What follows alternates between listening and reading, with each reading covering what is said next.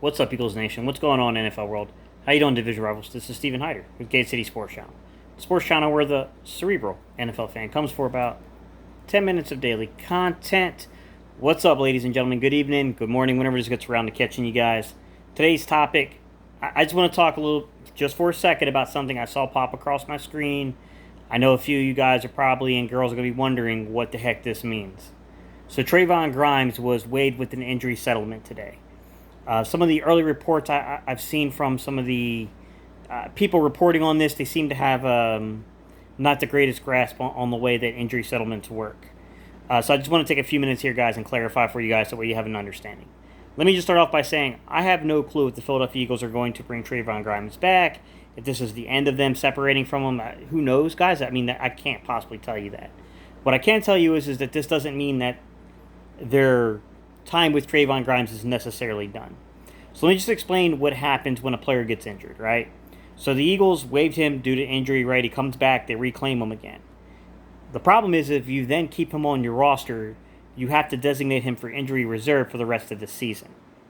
So had they kept him, if you got something that's perceived to not be like a dire injury, something that's going to basically sideline you for 6 to 9 months, if we keep you underneath that status, we cannot utilize you this year.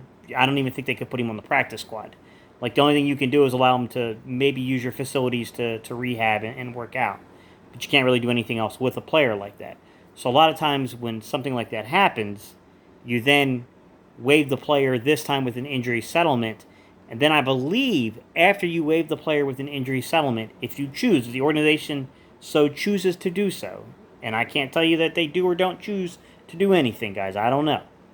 But if they do choose to follow this course of action, I'm going to say, they can then re-sign back said player, and then they can shorten his distance on any designated injury report. So you don't have to necessarily scrap somebody for an entire year.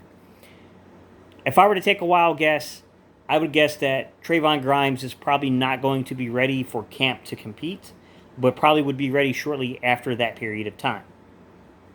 So, could Trevon Grimes be back in Philadelphia? Potentially, guys. I don't know that this means that he's completely done. Like, I saw some preliminary reports out there where people were insinuating that. This seems to be a misunderstanding of the way the actual procedure works with these things.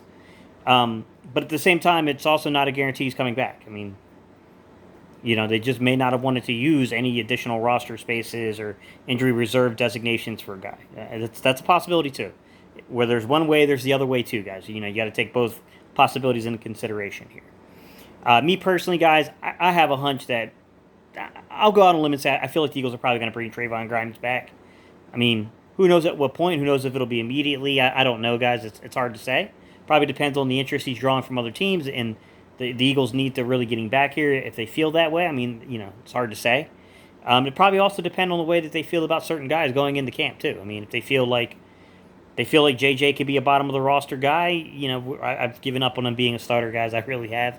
But if he can be a bottom of the roster guy and give you special teams production, something he hasn't proven yet, maybe you don't feel that way, right? I mean, maybe they feel really good about Travis Fulgham being a starter along with, Jalen Reagor and along with, Devontae Smith. And that, with Greg Ward Jr. in the fold, and you got Quez Watkins, you got John Hightower, they might not see it as such a necessity. But my guess is that, like I said, guys, probably coming back. That would be my wild guess here. They're likely going to sign him back eventually. That's why they did the injury settlement, got him free, and then they don't have to hire him for the whole season. All right, guys, that's what I got for you. Hopefully that provides a little insight to what just happened.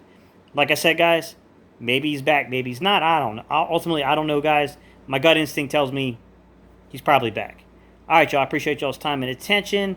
I will see y'all tomorrow night for a live stream. I'll be doing a live stream with the Desk Out West.